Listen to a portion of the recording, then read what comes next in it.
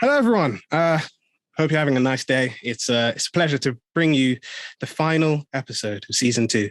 I know what you're thinking. How has the time flown? And even for me, at this point of recording, we can't believe that 2021 is almost a month away from ending. So yeah, by the time you're listening to this in the new year, we hope you're having a good new year. Hope you had a good Christmas break. You're able to relax. For any uni students that's got any exams coming up, wish you all the best with that and hope those go well.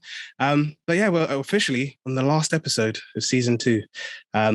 But as always, we like to bring amazing guests on, bring amazing talent on, and we did not falter in today's episode. So what we're going to first start by doing, as always, is introducing our wonderful guest speaker. So I'd like to invite Ebun. Please, could you just tell us a bit about yourself and a bit about, I guess, your background?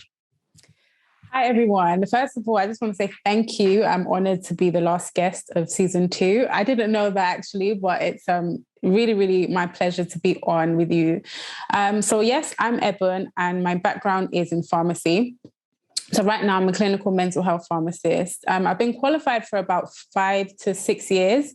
Can't remember. I think after a certain number of years, you kind of forget you're just a pharmacist. But I've had a background in community pharmacy, online pharmacy, healthcare consultancy. And now recently I've just finished my independent prescribing course. So I'm on track to being an independent prescriber. I went to the University of Reading. I studied pharmacy there. It was an amazing 4 years. Sometimes I always say I wish I could go back to university, but I can't, adult life calls. But yeah, it's been an amazing journey. I guess we'll talk a bit more about it throughout the episode. So yeah, that's me in a nutshell. Perfect. Thank you. And it's great to see, you've done amazing work in the last 5 years. It's great to see that you've been enjoying this journey, and I'm sure our listeners will hear as we go through the episode. But I clearly know that you're very passionate about the work that you do, and we're excited to have you on. So without further ado, we're going to go to our first official question. Thanks for that introduction, Ebun. It's really interesting to know what you're doing right now. Mm-hmm. So can you tell us a bit about why you decided to go become a member of the House of Medics? Well, first of all, the House of Medics is an amazing platform. And one thing I loved about it is that it showcases different people from different sectors of the healthcare industry, because the healthcare industry can be very individualistic. So if you're a pharmacist, you're in your corner. If you're a nurse, you're in your corner. If you're a doctor, you're in your corner.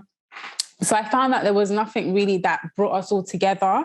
So I had a platform at the time, Health in the City, which I still have, but I was able to kind of bring that along under House of Medics and with them and just work together. So if you see the platform, they always, talk about the different sectors. So I think for me, that was the main thing. It was the unity and the fact that it was a place that you could kind of just be yourself with a group of people.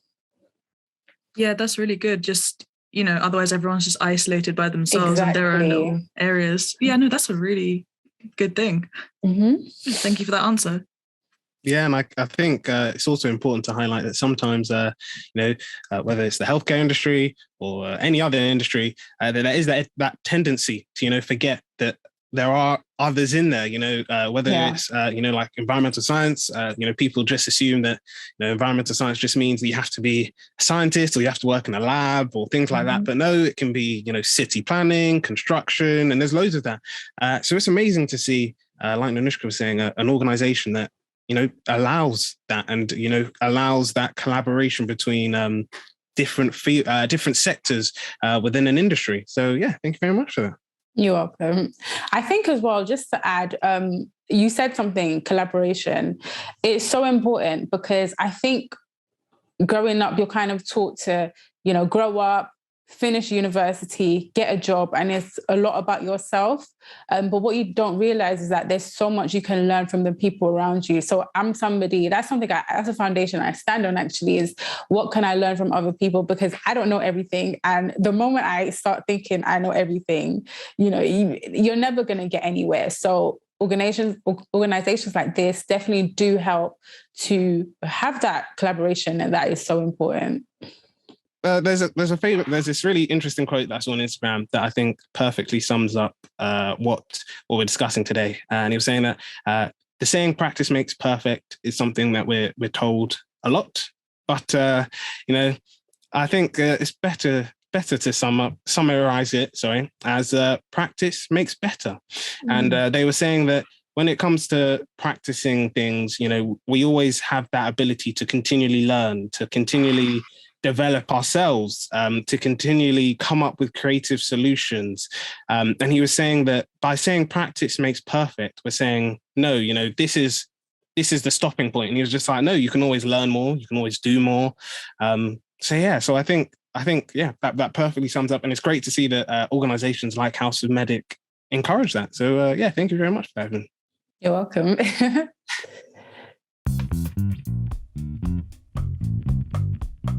It's been really good to learn more about you, Ebun, and House of Medics. But look into the healthcare industry as a whole. Our next question is basically, how can the healthcare industry better support healthcare professionals? Clearly, the last year has highlighted, some of the effects and some of the impacts that the healthcare industry goes through. So we just want to start off by asking, how can the healthcare industry better support the professionals within that industry? I think there's a few things, actually. The first one, I think, is understanding, because everyone's different and everyone comes from a different background and has different situations. So having a profession that, your superiors or your managers understand where you're coming from and what you're going through is so important, because I think a lot of people struggled with their mental health during the COVID pandemic, or when it was at its heights, during lockdown and whatnot. So a lot of people struggled with that. And sometimes, you don't have an open environment to speak. So I think having that understanding is totally important, because if you're struggling with something, but you don't have an environment, or you don't feel safe to speak about what you're struggling with because you feel that, you might be condemned or you might be looked down upon, it's going to hurt you even more, and it's going to make you not speak up. So I think understanding, having an open and honest environment. I think one of the things that I struggled with personally was, when you're a healthcare professional, you're so used to helping people, you kind of forget that you need to help yourself. So during the pandemic, I was going and working long hours because people needed medication and the queues were so long. At the time, I was working in community pharmacy. So I kind of forgot about myself. So I think I had to take a step back, and that has to be okay. I feel that healthcare professionals are very goal-driven.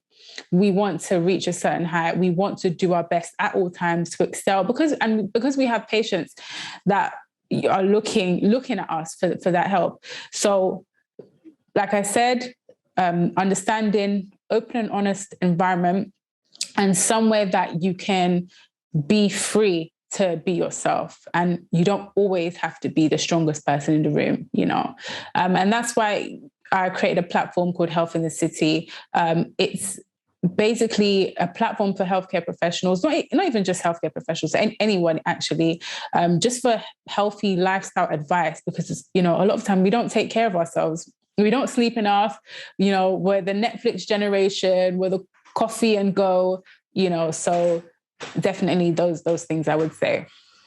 Yeah, no, that's definitely true. And I think, like you said, highlighted, understanding is definitely very key. I know someone we're going to hopefully have on the podcast later on. She did this documentary looking at, mental health at Bristol University. Yeah. And she was saying that, all the people she interviewed were Black students. And it was this question of, how did you find the mental health services on campus? How did they, or mental health services in general, how did they tailor to you? And she, many people were saying, who were part of that documentary, were saying that, hey, look, they kind of got it, but they don't understand because, they don't have the same experiences as me. Exactly. They haven't been through the same things as me. So how can, I be saying that, as a Nigerian, this is what I'm going through. And I have an English an English like mental health professional looking after me, because they won't get it. They can try to, they can, sympathize or empathize, but it's not going to be the same thing. And it's the same thing, like you said, with support. There just needs to be that clear thing of, just of understanding. But also, like you said, taking care of yourself. I think, like you said, we all have that tendency of, we can see, in others that, oh yeah, you need to rest, or let me help you do this, or let me help you do that, or, you're not looking after yourself that often. You need to take breaks and do this. But we have a tendency not to really see that in ourselves that easily. And I think, like you said, I know I was doing a placement at the start of lockdown, and the only, I guess, grace that I had was because my manager, even like before lockdown, was just like, you can't stay late. You can't do this. You're commuting. There's no point in you like staying here till like 8 or 7 to do work, to make things easier for someone else tomorrow. Because she said, someone else is just going to dump this on you. So it was only by that grace. But I know that there were some people who whether they were students on placements or, people in full-time jobs, that during lockdown were working like super late hours. And it's like what you said, that there's a tendency that we can't see not necessarily the issue, but we can't see when it's like, harmful to ourselves to be doing these long hours, or to not be resting properly. But we can easily identify it in others. And it's just about, like you said, just, reflecting, thinking about, these are my working hours, or this is how much I'm supposed to work a week. I'm going to start here, stop here, and just keep into those as much as possible. I know sometimes things can like come in the way and change that.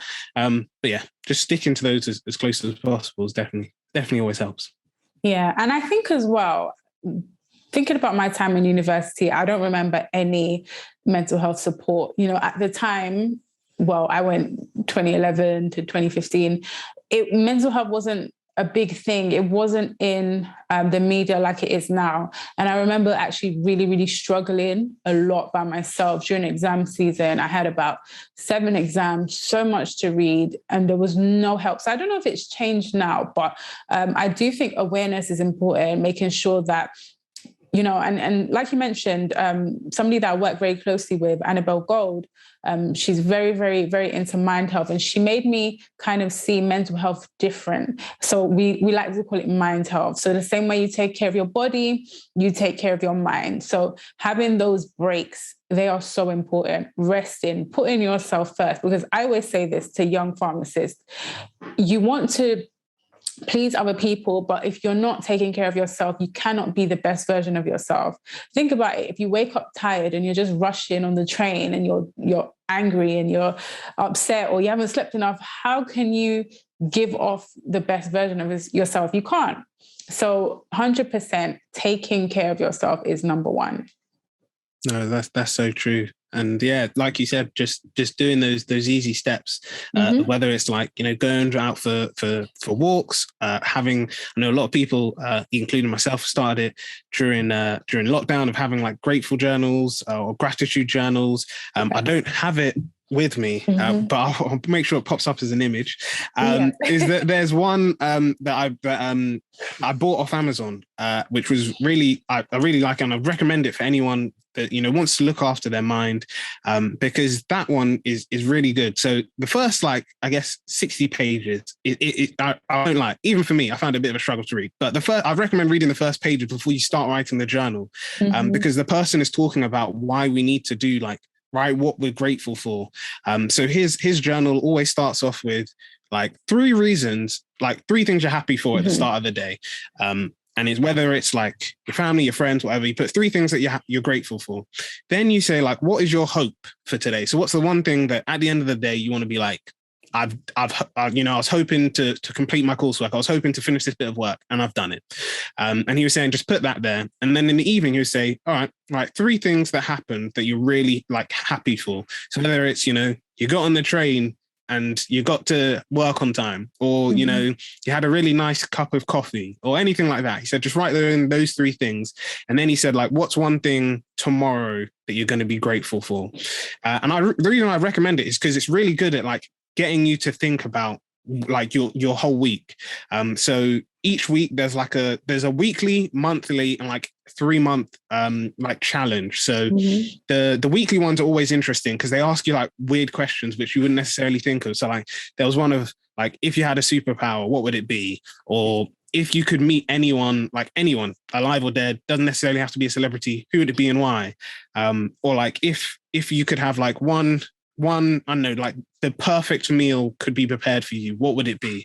And it's always these things because I think, like you said, it just allows the mind to just rest. Because we've got that tendency of, we leave work. We and want just to be like, on the go.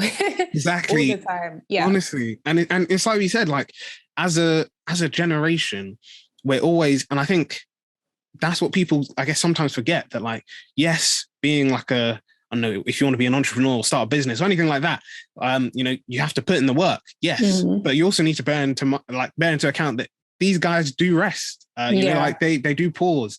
And I think, like you said, as a generation, we're always trying to be like, yeah, I want to be the next big thing. I want to be the next guy who starts a business. And if to do that, I need to ensure that I've got all of this out by this date and this and this and this. But yeah, like you said, just having those moments of rest definitely key. 100%. And just to add, it's really funny you mentioned entrepreneurship, because I write for a magazine called Women of the City magazine. And I recently, my last article was about the 100-hour work week. So just about the importance of rest, the importance of eating properly. And the thing is, we like to compare ourselves to the CEOs of the Jeff Bezos of this world, but what they do, they sleep. They take time to sleep and to rest, and they talk about it all the time. So yeah, there will be moments that you would have to put in work and a lot of hours, but then you reward yourself. Okay, it's time to rest. So it's about the balance at the end of the day.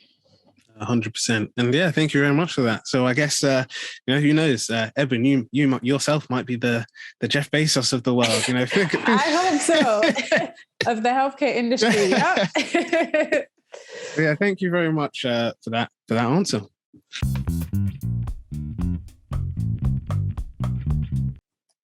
Thank you, Ebun and Jeffrey, actually, for that little discussion.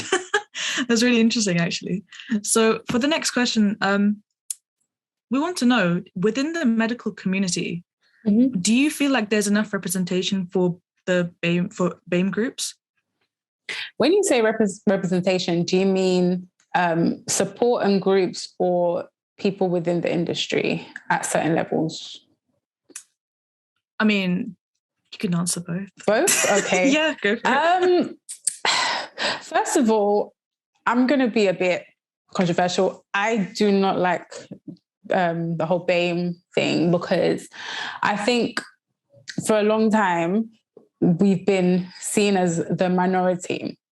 And when you have that mindset, you begin to behave as a minority, not because you want to, but because you're used to it. You think you can't reach certain levels, or you can't get to certain places. So I think now that they are doing a lot more to include people from Black and ethnic minority backgrounds. So I think it is getting better, but I tend to not that I turn a blind eye to it, but I just always believe that as an individual, you should always do your best and push to your best ability. So it's no longer about where you're from or the way you look, because you've pushed through certain boundaries. It's about what value do you have? What value can you offer? So for me, I think that there is a lot being done, but I like to look at the individual rather than where they're from or culture, if that answers your question. Yeah, no, it does. I mean, what you were saying about when people have that mindset that they're in the BAME community, it just limits their potential. It's exactly like you were saying. And I think as well, okay, we have to ask ourselves, what are we trying to achieve as a community? Because I went to one of the hospitals I work at, and I was privy, I overheard, a conversation, and they were talking about rice and what food they're bringing in. And I'm like, okay, but this is not, what does this have to do with me? Like, I get it, we celebrate culture, but at the same time, I'm thinking, when I, work in certain areas, I see the difference. What can I say to a younger person that looks like me, a young female that looks like me, I'm not going to speak about where you're coming from or what you look like. I'm going to tell you, you are the best at what you do. Don't let anybody tell you you can't do it. So I think when we speak about that, I have to think about the younger generation. What message are we trying to portray to them? So that's kind of where I sit with that question. Yeah, no, for sure. It's really a kind of you pave your own path kind of thing. Exactly. Yeah, that's a really good answer. Thank you. You're welcome.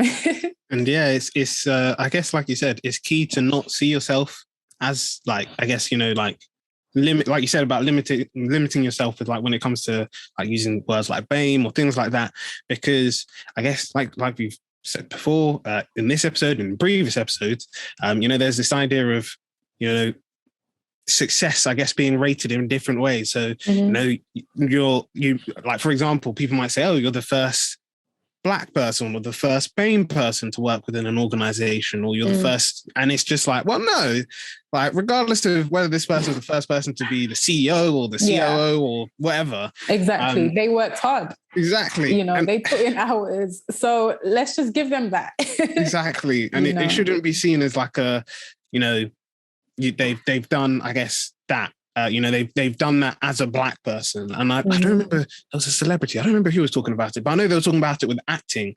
And they were saying that, no, I shouldn't be seen as like, one of the few Black actors. I mean, yes, there's an argument to say, like, for example, with the Oscars, yes, there's an example to say that the Oscars need to diversify. Yes, you can say that there are a few Black actors to get Oscar nominations or to win Oscars. But they were saying that it shouldn't be a case of, oh yeah, this person is an Oscar nominated or Oscar winner actor, as like the first Black Oscar winner actor. They said, no, you can just say, I am an Oscar winner actor because I put in the work and I won the Oscar. Exactly. And whether their race, their gender, doesn't need to limit, doesn't need to be put in front, because regardless of whatever happens, they still won an Oscar, they won a competition or whatever. So yeah, I completely agree. And yeah, I think that's one of the things that moving forward, whether it comes to legislation within the healthcare industry or anything like that, that's another thing that will just need to be taken into account of not putting, like you said, these limiters. I know even people were saying, I think it's changed. The whole change of BAME, essentially. So if anyone doesn't know, BAME usually stands for Black, Asian, and Minority Ethnic. But they were saying like change it around and get rid of the minority, because yes, you're saying that in the population that they're not the majority, but they were saying that terms like minority make people feel like there's like a roof or there's a barrier that they can only go so far. So, I know most people nowadays would use people of color rather than that.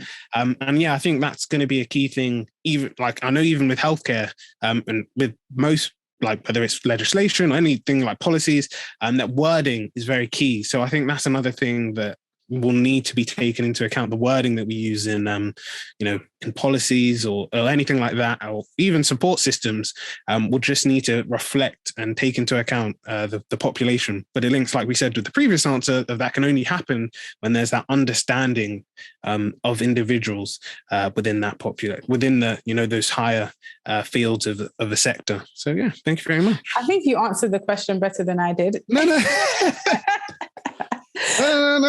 Amazing. I love it. Honestly, it's amazing. Oh, thank you very much. I agree. Thank you very much. So, yeah, it's been a great episode as always. And before we officially ask the question, I just want to say that's a very nice Christmas tree in the background, Ebun. We're glad to see that you're Christmas ready. Yeah, we're getting there. Lots and lots more to do, but we're getting there. That's perfect. That's perfect. But I know you've briefly touched on your journey in the healthcare industry, but we just want to know exactly like, what motivated you to go into healthcare? Was it always a dream that you had? Was it something that you always wanted to do? Or was it something that, as you grew older, you just thought healthcare is where I want to be? Have I always wanted to be in the healthcare industry? No. So I actually wanted to be a graphic designer. So I did graphics for my GCSEs and I was so excited to pick it. But then my parents were like, no, you are not going to do graphics. You're going to do something else, because my dad, he's a geologist. My mom, she's a solicitor. So for them, graphics was a no. But I said, fine, okay, I'll probably just do it on the side. So I thought, what else? I really enjoyed chemistry and maths at GCSE. So I said, okay, I'm going to do it at A levels. I was going to go into medicine. So I did my work experience, placements and everything like that. And I was going along that route, but I started to realize that it wasn't for me. Not to say there's anything wrong with it, just personally, it wasn't for me. So I thought, what else could I do? And I had somebody come to my college at the time to speak about pharmacy, and I knew nothing about it. But the more I heard about it, I was like, oh, this sounds interesting. I could still kind of, learn about drugs and patients, but it's not the whole responsibilities and route of medicine. So I thought, okay, I'm going to go along this route. And I started to really, really enjoy it. And I saw the value in pharmacists. When you're in the community, I think you see it a lot, and in hospital as well, but you really get to help patients. You get to be kind of their first point of contact before they go into a GP. So yeah, once I've started along that route of pharmacy, I've never looked back. Absolutely love it. Obviously, there's good days, not so good days, but I think that's with everything. Yeah, no, that's definitely true. And I think, like you said, it's amazing to see that in your journey that, like you said, you didn't always, I guess, want to go into healthcare, but you found your niche and your passion, and you've stuck with it and you've enjoyed it ever since. And it's great to see. And I guess the question on our minds is, do you still do any graphic design on the side, or? Does Canva count? Yeah, I think Canva counts. Yeah, I could put a Canva together. Do you know what it is? I used to be so good at Photoshop, and I feel like if I take time, set aside some time to just refresh, I would be able to do it. But I'm quite a quick learner, so I think it's still there somewhere if pharmacy hasn't taken over. But yeah. Well, no, that's really good, and it's good to see that you've still got I know you said it might need a bit of practice, but it's great to see that you've still got those graphic design skills, and it's key to highlight that even though graphic design might not necessarily be what you're doing now, it's still obviously in the work that you do, its elements and the key, I guess, parts of it are still involved in pharmacy. The way you communicate with others, how can you portray a message that it's easy to understand for your target audience. Things like that all pop up in the healthcare industry. So it's great to see that even though, like I said, the core job isn't there, the elements that came with it still can be applied to pharmacy. So yeah, thank you very much. Yeah, and just to add as well, I think some of the other work I do, so the Women of the City magazine, so I write the health and lifestyle section, Health in the City, and also with House of Medics, it kind of does allow you to, brush up on your writing skills, marketing, communication as well, because sometimes when you're in your job, you can be kind of engulfed in that. So it is really good to have an outlet, somewhere you can express yourself. So those things also help to be an all-rounder, I guess. Yeah, no, that is completely true. It's nice to, I think it's nice to always show, whether it's, I'm not even talking like in a professional sense. Obviously, professional wise, it's great to show that you do creative things outside of your work. But even on an individual sense, and like we're talking about, looking after your mind and keeping, I guess, having a good mental well-being, that's another key thing. Having like those outlets of creativity. Yeah. I know we spoke, literally the last episode of season 1. We were talking about there's this amazing website that if you haven't checked out before, I do recommend, called Hit Record, which is like an online community. It's set up by Joseph Gordon-Levitt and his brother and a few others. But it's basically, the reason why it's really nice is because it allows you to like work with like anyone, so both professionals, both newbies, on these like projects. Some of these projects are like, just things that I guess people want to create. So I know I've contributed like poems to stuff. I've contributed photos to stuff. I know my brother's contributed music to stuff. But some of them are actually like proper, like work. So I know my brother through that has contributed to video games that have come out or are coming out. I know that some people on there contributed to there was a Netflix film called Project Power. Joseph Gordon-Levitt's, I think it's called Mr. Conman, but Joseph Gordon-Levitt's new TV show, people were able to contribute to it. And it's really good because it allows you to just interact with a community of people who might not necessarily be, amazing or, professionals in it, but it still lets you be creative. And I know it's really nice to put your work out there and for someone to say, wow, I've never heard a poem like this before. Or, wow, this photo is really good. I know also sometimes people will ask me oh my gosh, is this a specific, in a photo, they might be oh, is this a specific type of plant? Or wow, did you always plan the shot to look like this? And I'm just did I? But yeah, it's always great to get that feedback. And it's really good as well, because now they've added a new segment, which allows you to do paid classes. So you learn from proper professionals. So I think Joseph Gordon-Levitt himself has some classes on acting and voice acting. So how can you get into voice acting? What can you do to make yourself sound really good? Because obviously with voice acting, it's only your voice. So you have to portray emotions without necessarily being able to use your body. But yeah, it's really good to have that. And I know that throughout lockdown, it's been really good to contribute to these pieces of work. It's been really good to get feedback. And the last really cool feature is people can remix the stuff that you do. Mm-hmm. So I know sometimes people remix someone's photos. So they might, I don't know, it might be a sunset photo and then they'll just edit it. I know the main one that I've usually seen is written pieces of work. People will do the audio version. So I know for me, for example, I've seen people read my poems out loud, and it's been really good to see how each person tackles it differently. So yes, I definitely recommend if anyone's interested, Hit Record. Type it into Google or Bing, and it's just there, and it's completely free. I should have said that at the start. Completely free to set up, and there's no joining fee. And as soon as you set up your account, you just put whatever you specialize in as an individual. And yeah, the world's your oyster. You can contribute to any and as many projects as you want. And yeah, I'd say that the great thing there is they're always, it's always a nice place to learn and see, I guess, also how, people do their own creative outlets and seeing some of the projects that they create. So yeah, definitely would recommend. Sounds really cool. I'll check it out. Perfect. See how it goes. Look, I've already got one person. Definitely advertise it well. Thank you very much. So yeah, now that we kind of know why you went into healthcare, Ebun, what advice could you give to someone else who's looking to go into healthcare? I would say to have a support system.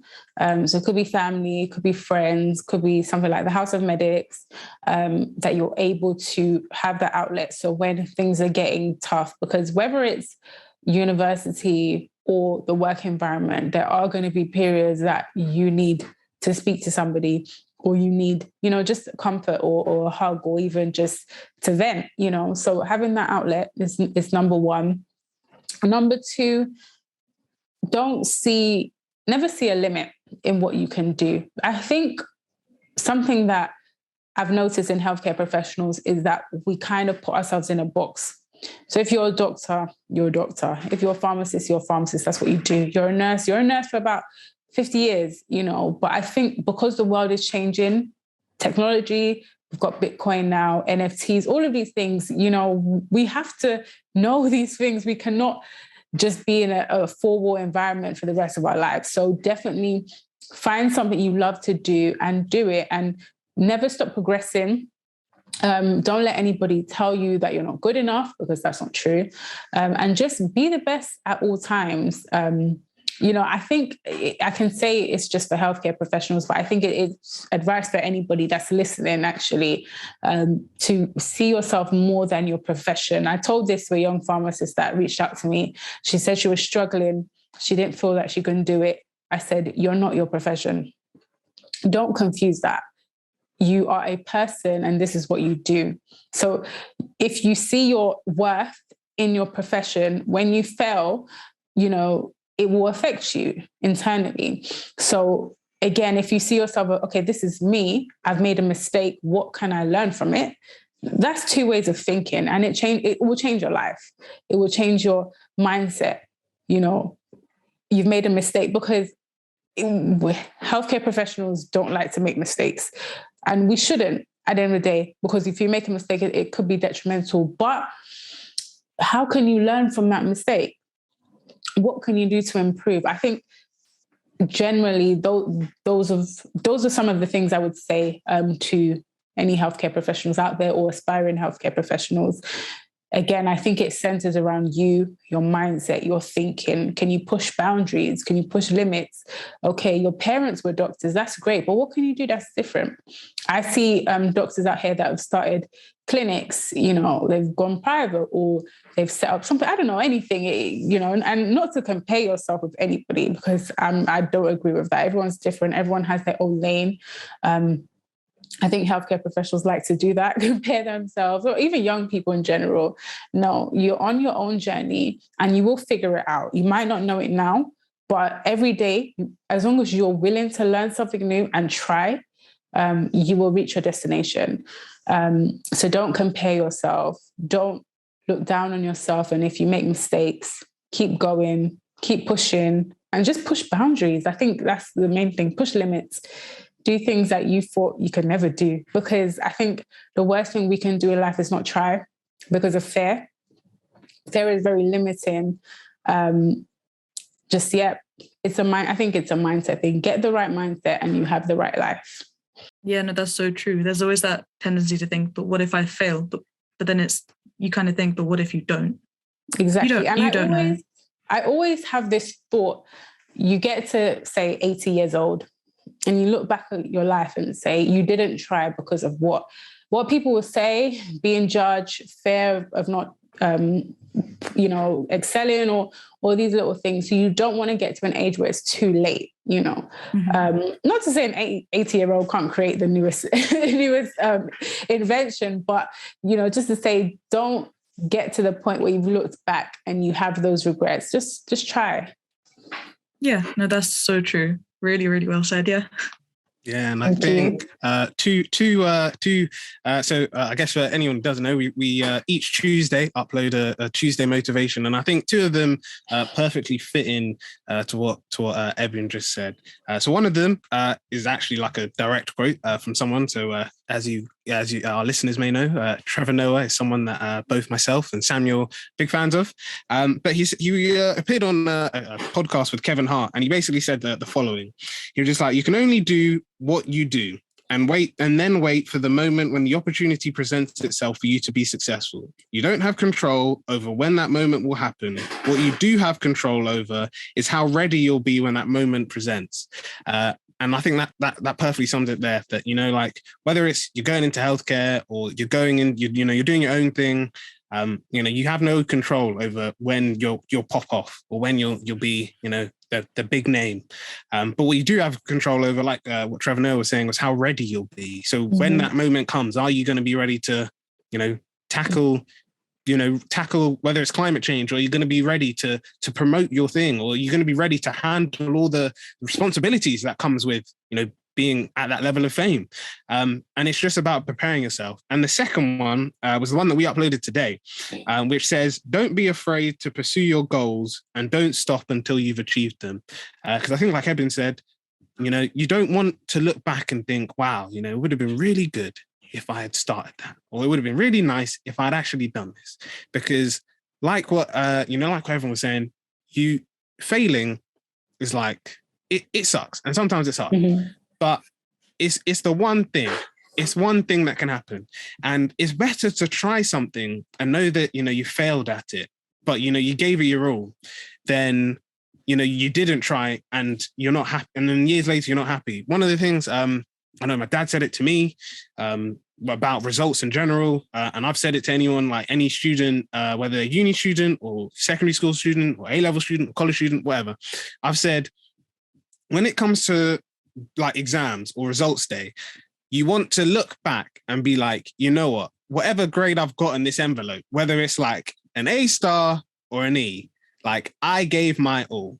And I know as someone who like so I did physics, drama and history. And I know that, and physics, which is the one that my course were looking for my undergrad, was the one that I got an E in. And I've told people that like, when you look back, you want to be able to say like, I gave my all. And like whatever, like there may have been stuff going on that meant that you couldn't, like, you know, it was harder for you than others. But you want to be able to look back and be like, you know what, I gave my all. I did all my revision. I came in prepared for that exam. Like I gave it my best. And then you can look back and be like, you know what, it might not have gone the way I wanted. And I probably, you know, would feel a lot better if I got a different result. But you know what? I gave it my all, and I'm happy with what I got.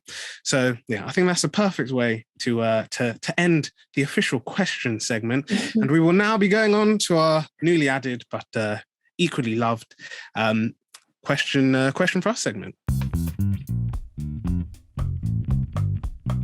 So yeah, thank you, Ebun, for this wonderful episode. It's been great to learn more about you and learn more about, I guess, the healthcare industry as a whole.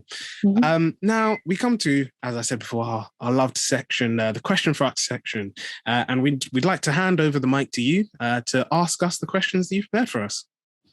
Okay, perfect. Thank you. So the first question I have here is, what's the most important attribute for a young person to have in the healthcare industry? So I would say it's like what we said. It's like what we said today.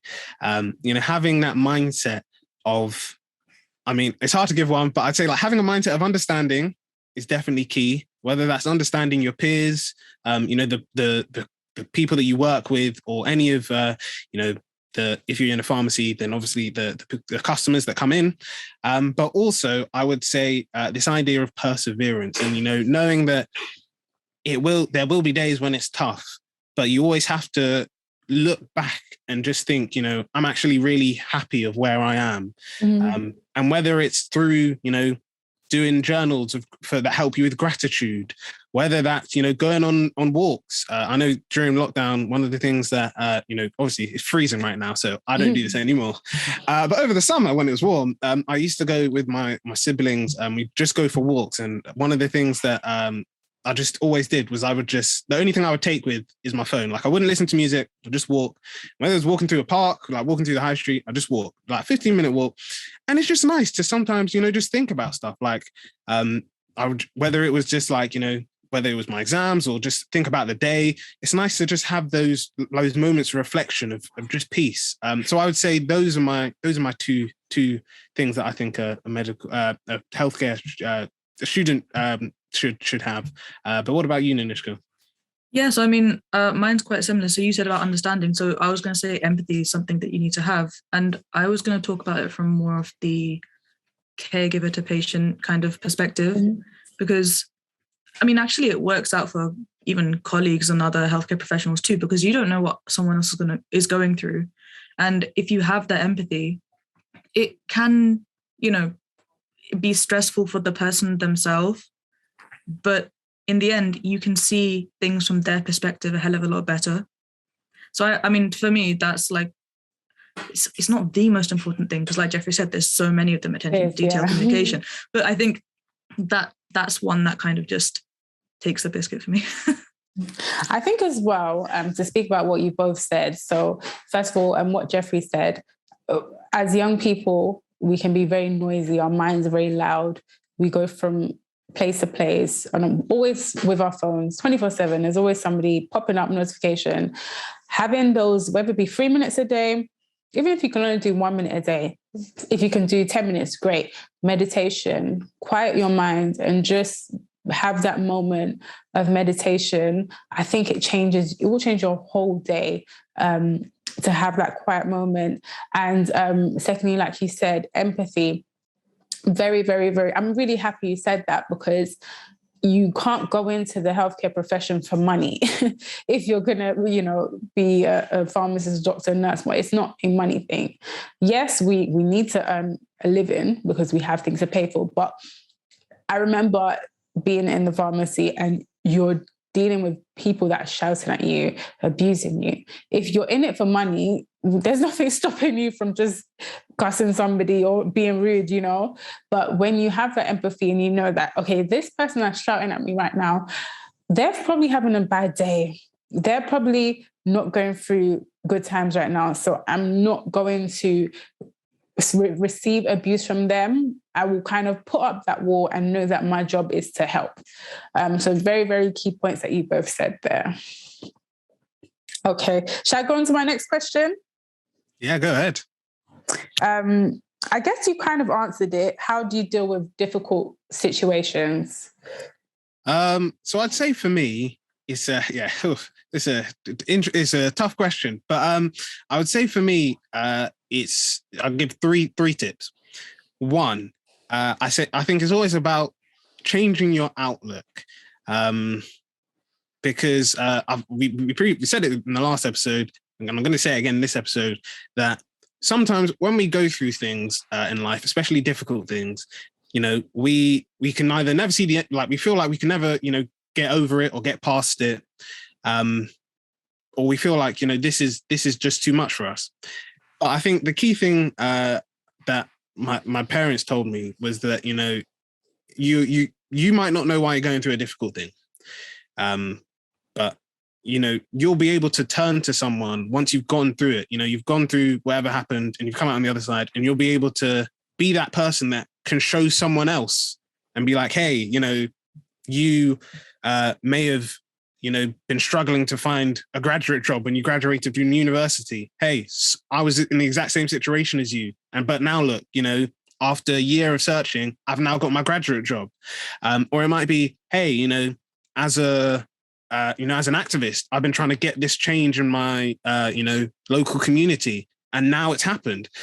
So you might not know why you're going through that hard thing, but I've always seen it that, you know, you go through difficult situations, that you'll be able to tell someone else, whether it's your kids or a random person or someone who just listens to your story. They'll be able to look and see, hey, that person went through it. I can get through it too. Second thing I would say is during the day, like changing what you do. So one of the things that personally, I think I've seen it many times in my own life, but I've seen, you know, other people talk about it as well, is the whole thing of gratitude. I raised the book before and I'd recommend that as another thing, but also, and I guess it's sort of linked to the other one, other question was, there was the idea of like, what can you do in like each day to show like gratitude? So one of the things that, like, even before COVID, I started to do was every time I got on a bus, I'd always say thank you to the bus driver. And I know, like, it was one of those, like, I guess, like, I say funny because it, like, everything just lined up. So it was like, there was one time when, like, recently that I needed to go to university and I was a bit in a rush, you know, a bit stressed. I needed to get to university on time. Here's me thinking I'm going to be late. So I get dropped off at the station by my dad. I then get on the tube. My tube arrives early. And then there was this person who was looking for a seat. So I moved my bag and they sat down. Then when I got to Uxbridge, I was thinking, oh my gosh, you know, I'm going to be late. What happens if the bus isn't there? Bus driver comes. You know, the bus driver lets me on. I say thank you. Bus driver drops me off. I get to university like within the time frame that I needed to be there.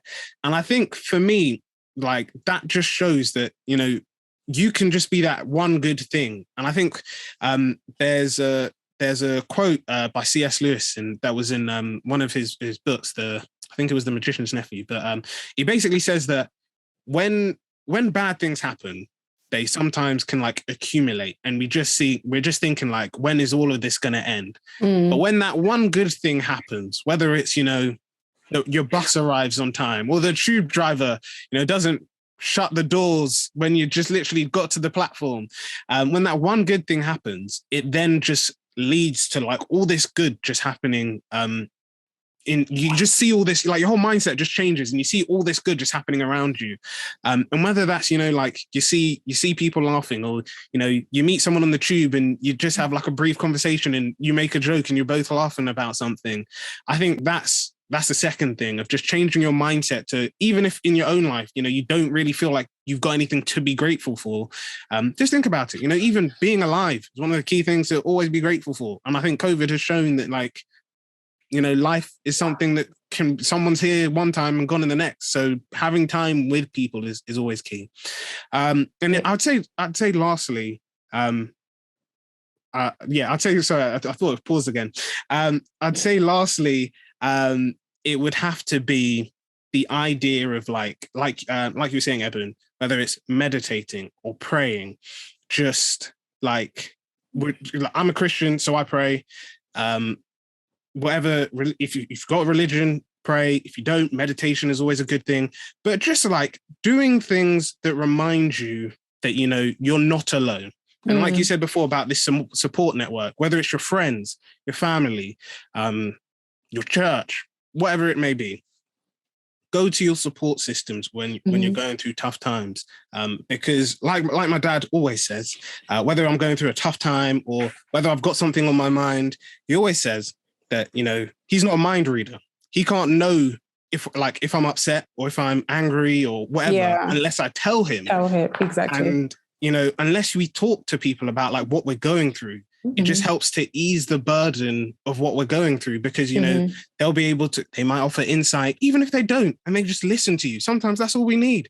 We just need to like, let it all out. Just say, you know, this is how my day feels. This is what really annoyed me. And all the person just needs to be is like, I'd like just nodding their head. Sometimes they don't even need to say a word. Definitely. And I think as well, we can kind of, when you're into science, you can kind of struggle with logic and things should be a certain way and you should be this ordered person, but that does not help. You need to be almost childlike if you're struggling with something. And another thing that's really helped me along the way is mentorship, leadership, having somebody that I'm accountable to. So I'm not just kind of doing my own thing. Family is so important as well. And it's not even just your blood relatives, your support network, you know, is that I call them my family as well. So mentorship, leadership, having somebody that you can say, hey, this is what I'm thinking. And they can be like, no, don't think like that. Do this. You know, if they've done it before, it kind of makes it easier for you, but you have to be able to trust them and open up, like you said. Yeah, definitely. So the next question is, how do you assert yourself as a minority? Oof. So should I tell you a bit about why I asked this question? Yeah. I think sometimes, like, you know, the BAME would suggest you're a minority. And when you want to assert yourself, it can come off a certain way. So how do you remain bold and true to your beliefs and values, regardless of what color you are or religion or background, if that helps? Yeah, that helps. I would say, first off, you're definitely right. I feel like sometimes, you know, there's the stereotype of the angry black girl or, you know, the angry black man, when we're just actually just being assertive of ourselves. I would say the main thing that we can do is just, you know, I guess, first off, just like I said, don't listen to the stereotypes. You know, if there's something wrong or you know someone is treating you wrong, then you can raise it as an issue first thing first. But I'd say secondly, it's just about like the tone. So I know I'm not even saying like in a story about you know, like having to assert myself as a minority, but even as a like when it comes to, you know, dealing with difficult people, because in all workplaces you're going to have to deal with difficult people. What I've always seen and what, you know, like you said, mentors and people older than me have always shown and told me is that, you know, when you're dealing with someone who's, I guess, treating you wrong, they're always looking to rile you up, you know. They're always trying to get on your nerves. They want to see you, like, you know, get angry, make a scene, shout at them, things like that, because then they can be like, oh yeah, you know, this person, oh gosh, they're unbelievable. They're you know, they never listen, or they're always shouting and things like that. And I think as minorities, that happens to us personally, I would say. You know, I've got no scientific data to back me, but I would say personally, that happens more to to people of color than our counterparts. And I feel like, you know, the clearest thing you can do is just always, I would say, and I know it's hard, even myself, I find it hard sometimes, but just keep your cool. Just if you know you're in the right, this person's in the wrong, you just keep your cool, and you just, you continue with what you're doing. Because when and I know obviously some workplaces, there are great support systems. Like I was saying, when I was on my placement, I had a great support system, and my manager was very supportive, and, she knew me. So if, there were times when other people were just like, oh my gosh, Jeffrey isn't, doing what he's supposed to be doing, or Jeffrey isn't listening, or Jeffrey, he's supposed to be working on this and it's taking him forever to work on this. My manager would always be like, well, actually, you're saying that it's taken him forever, but actually that's because he's like doing all of this stuff, which you've asked him to do. This is not in his job description. So yeah, I think having those support networks in the workplace definitely helps. Even if they're not necessarily a person of color, it's always good to have, people that support you and know, you as an individual. So if they know that you're hardworking, if people know that you're not, the person to shout or be aggressive, they'll know that if someone did, if like, even if the other person's been at the organization for like years, if it comes out that, you were shouting, or, you were seen annoyed or frustrated, or you had an outburst, people will be like, well, no, clearly like something's up, there's something that happened in this situation that's not right, because I know this person, I've been working with them, and that's not always been the case. So I would say just always keep your cool. These people want to rile you up. They want you to make a scene. They want you to fit into the stereotype. Just don't give them the satisfaction. And what I've always seen, I'm not saying that, like being kind and like, you should, if you want to be kind to someone who treats you wrong, then, it's always great because, it upsets them. But you'll kind of find that like with people like that go out of their way to like aggravate you or annoy you or, upset you, that in all honesty, once you've, you don't give into it, they're the ones that will make a scene and make themselves look stupid. And especially when it comes to, things about race, if you're the one that the person's, I don't know, let's say the person's saying, oh, I don't think racism exists within our organization. If you come across and you're shouting, and you're screaming, the person's never going to listen. But if you, as a person of color, just, you try and explain it as calmly as you can. If the person's not getting it, you just leave it. And even if the person, keeps bringing it up, keeps making comments in meetings, if you don't respond to it, or if you clearly say, actually, you know what, I don't really find this, I don't find this funny. If you could really stop, I've always seen that it makes the other person look like a fool, and you don't. So I'd say those are my tips. But yeah, just always know that, especially if you're in a place of, and I think that's the key thing as people of color, that we sometimes do worry about, that, if we know something's wrong and we call it out, that we'll be seen as, I don't know, the snitch, or, the person that's trying to cause a scene when there's nothing to cause a scene about. But no, if you're in the right, and you know that what the person is doing is wrong, do not let anyone or anything or any like person tell you that that's not the case. And whether, you have to take you have to take severe action and take them to HR or whatever it may be, as long as you just make it clear that this is what's happening, that's my that's the best advice I can give. And you'll see that it'll work out for you. Awesome. Oh, perfect. And then Nishka, what about you? Yeah, no, I mean, to follow on from your point of people who try to get under your skin, I feel like the best way to deal with that is, one, like you said, just keep your cool, ignore them. But also, if you're just nice to them, that will irritate them so much. I don't know why, but it just will. And I mean, as you said, they'll come off as the one who looks stupid as opposed to you. But no, in answer to your question, Ebun, apart from everything that Jeffrey said, because I was going to talk about, just keeping your cool and ignoring whatever's, like, if you know that they're wrong, just ignore it because you know that you are the one in the right. I was going to say, you just have to be really understanding of the fact that people don't understand. Like, people who are not from the BAME group, like, I know, like, people of color, they just don't understand. And, you can try educating people. That's always one option. But sometimes people just don't care, and they don't want to care. So, there's only so much you can do, isn't it? Definitely. And I think there's a quote, it's actually from the Bible, and to summarize it, it says, be as wise as serpents, but as innocent as doves. So you can't be a fool, or you can't just, let people walk all over you, but not in a way that, you're going to come off as rude or offensive, but just know your facts, know your rights, know what you stand for and what you won't accept, but do it in a way that doesn't offend, do it in a way that, you're still treating people in a good way. So I think it's definitely important to be smart, know the rules, know policies if you can. But yeah, again, be nice to everybody is important as well. Yeah, and I think linked to what Anushka was saying, one of my favorite films is The Dark Knight, and Alfred in The Dark Knight says this clear quote about, and links to what Anushka was saying about some people just don't want to stand, or some people just want to cause chaos.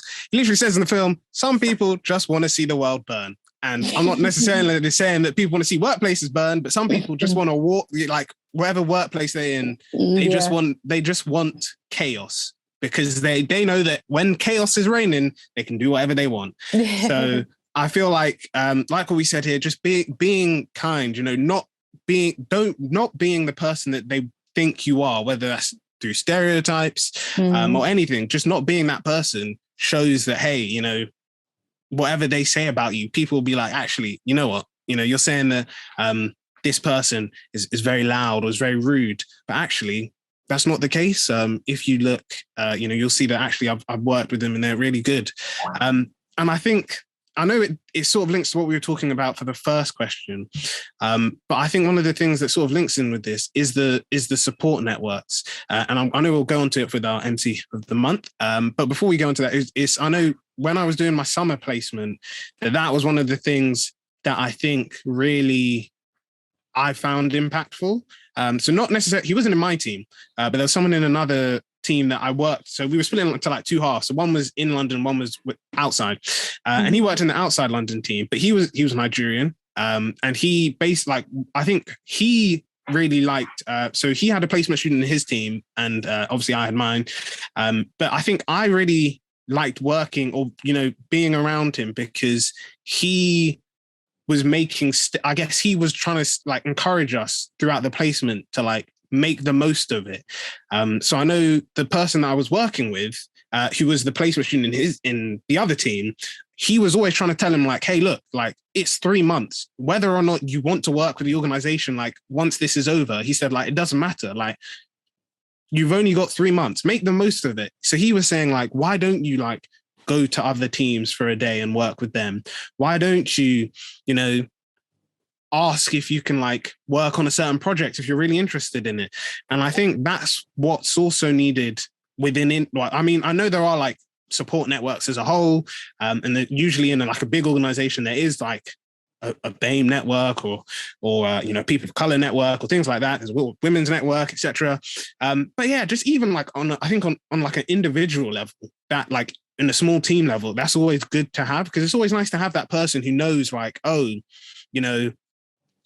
to think, for example, they know, for example, how big Independence Day, whether that's Nigerian Independence Day or, any Independence Day that is your Independence Day, they know how important that is to you as a culture. Now, I know as a Nigerian, my parents love celebrating Independence Day. So I know that if I was working, I'm probably going to take that day off, because it's going to be, or the next day off, because that's going to be a big celebration, and there's that understanding. But if, for example, they're not Nigerian, they'll only go from their own understanding. So it's just a case of that. And I think, like you said, just having those support networks definitely do help. And that nicely, as always, leads us on to our MC of the Month section.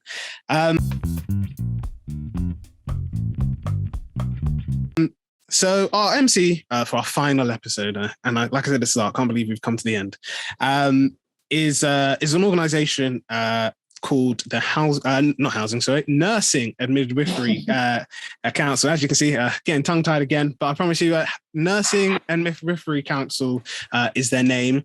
And I really like their website, if I'm being honest, because it's, they clearly state the things that they're doing. So they said their vision is safe, effective, and kind nursing and midwifery that improves everyone's health and well-being. I think that perfectly shows what they want to do as an organization. They said their core role is to regulate.